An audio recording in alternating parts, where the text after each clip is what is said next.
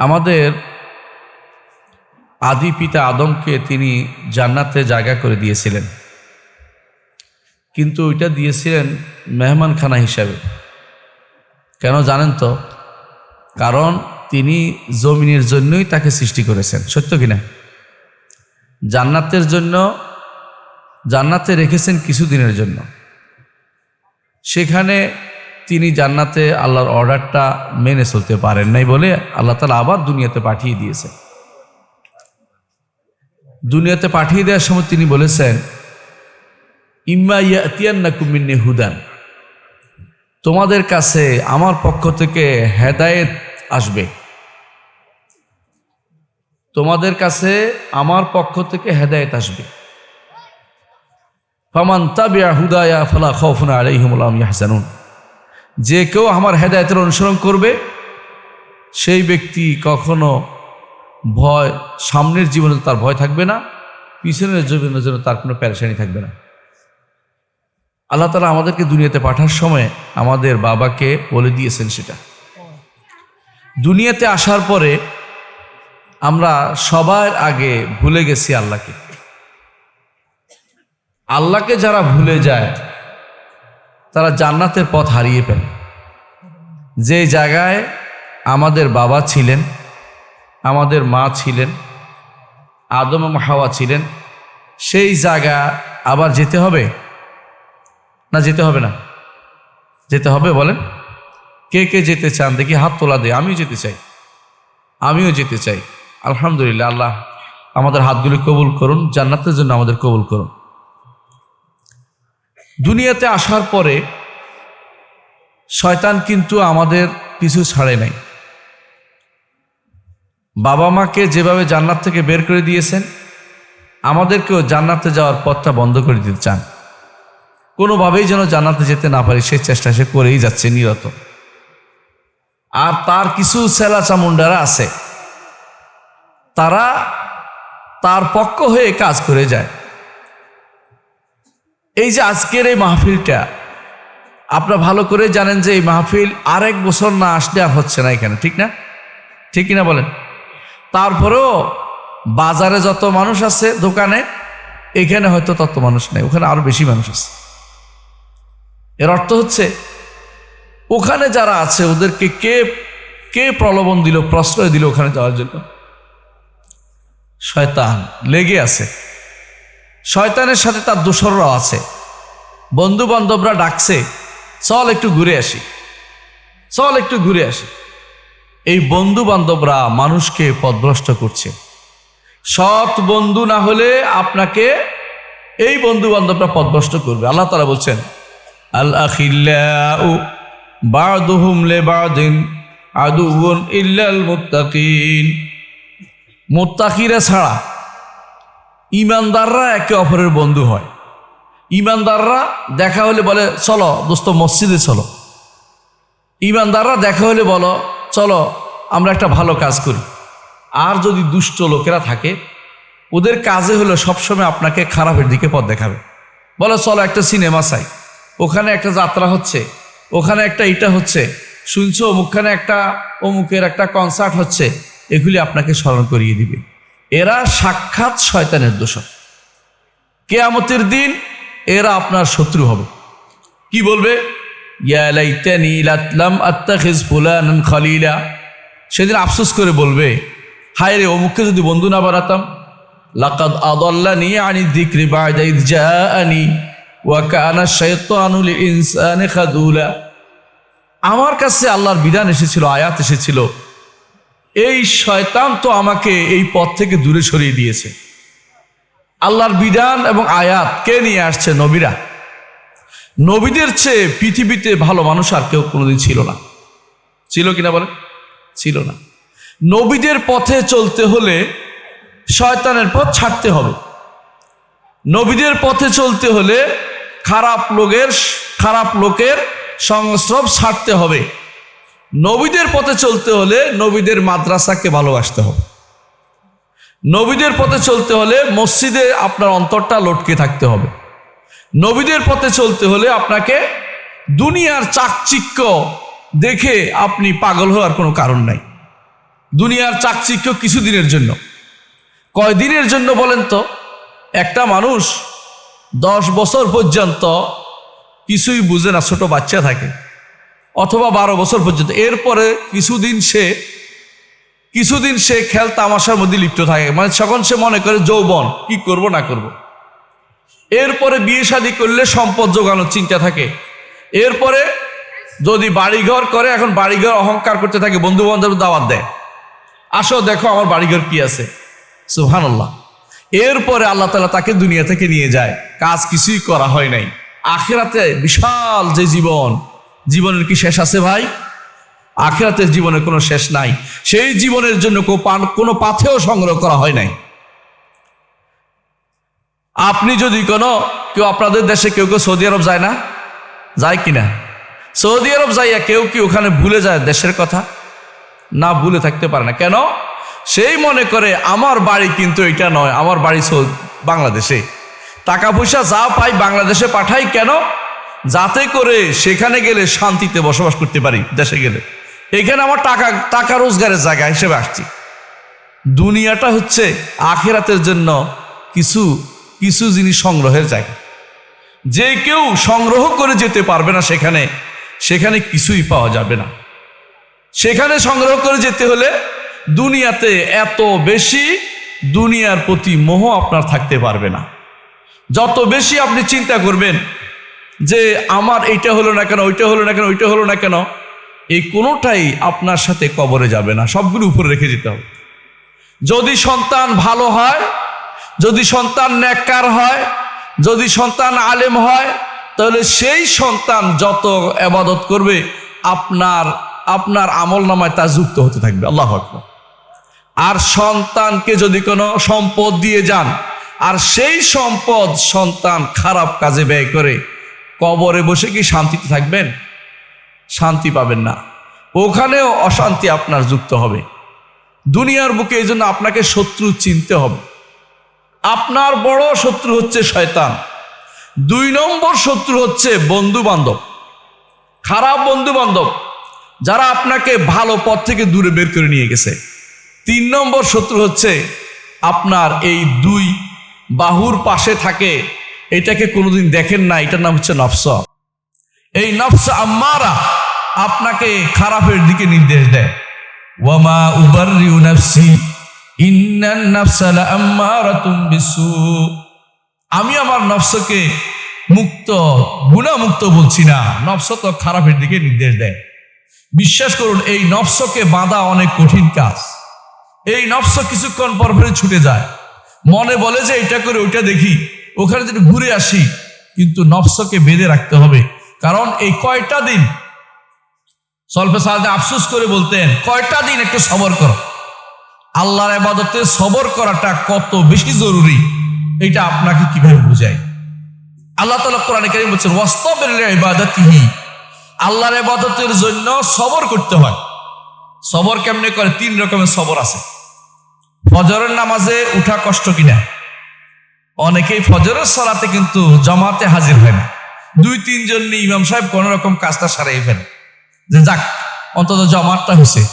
কিন্তু দেখবেন যে অন্য সময় ঠিকই হাজির হয়েছে। যখন শোনা যায় যে মসজিদে বড় কোনো নেতা খেতারা আসছে, তখন দেখবেন মসজিদ ভর্তি হয়ে গেছে দুনিয়া পাওয়ার জন্য। কারণ নেতার চোখে পড়লে ভবিষ্যতে আমার চাকরিটা হয়ে যাবে।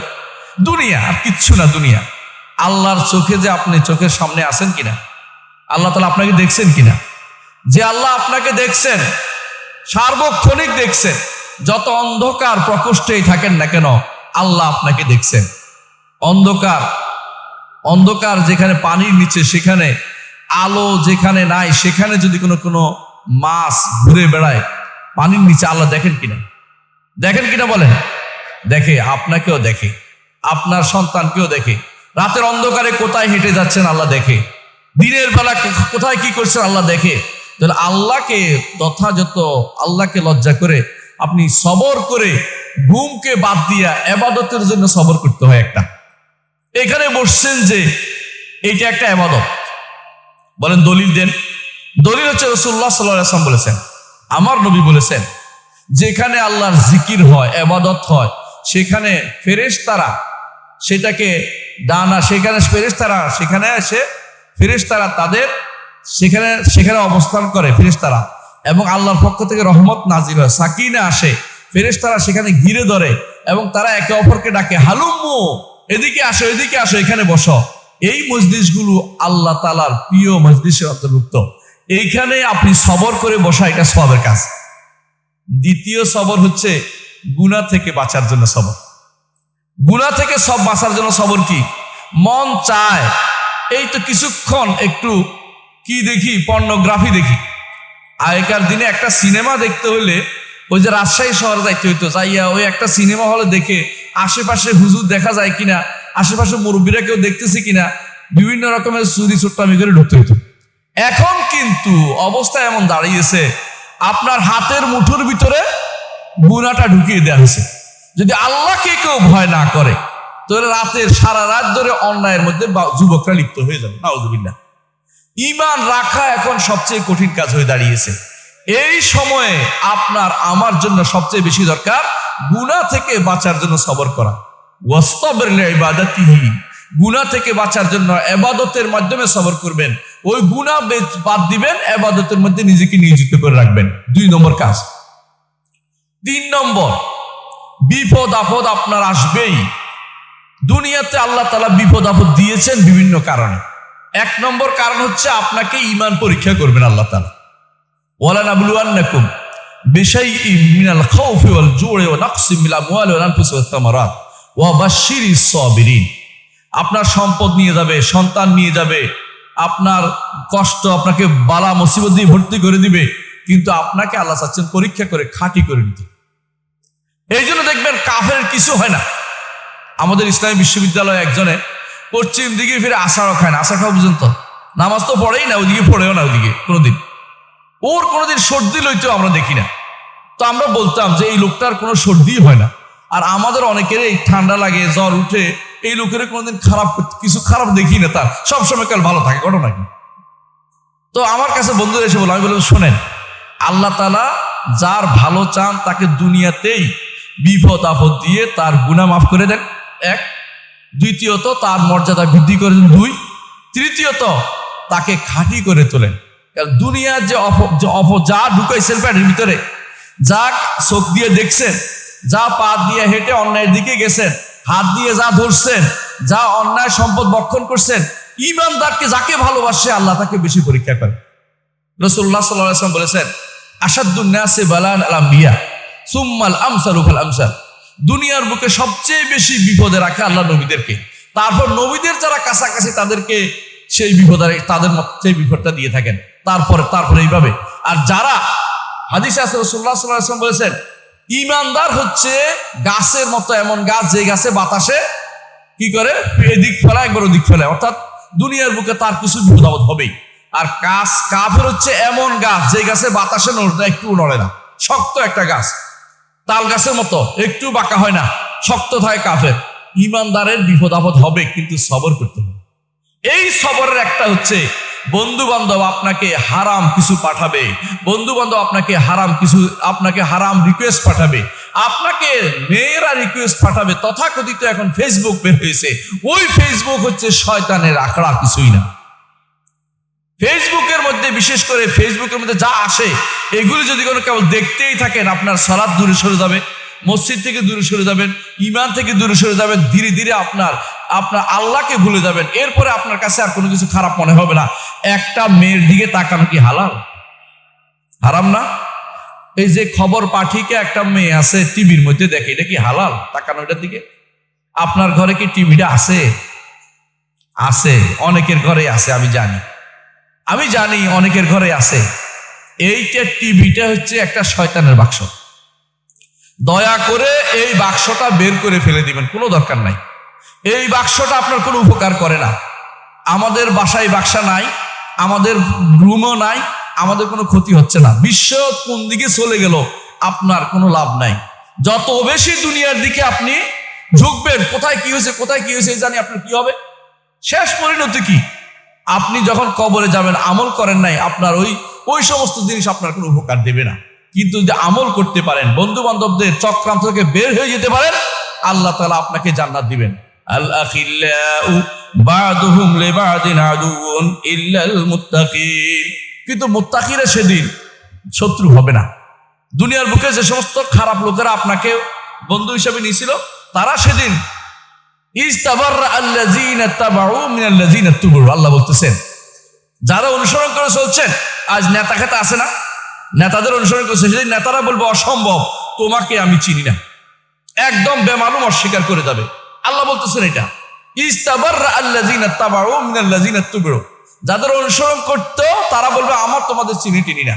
বলে তোমরা না আমাদের কুনতুম তাতুনা বিল ইয়ামিন, শপথ নিয়ে আসতে বলতো, কিছু হলে আমি দেখবো, আজকে কই তোমরা তো আমাদের কিছু দেখতেছো না। কিন্তু আল্লাহ বলছে তারা সেদিন আপনার থেকে হাত গুটিয়ে নিবে।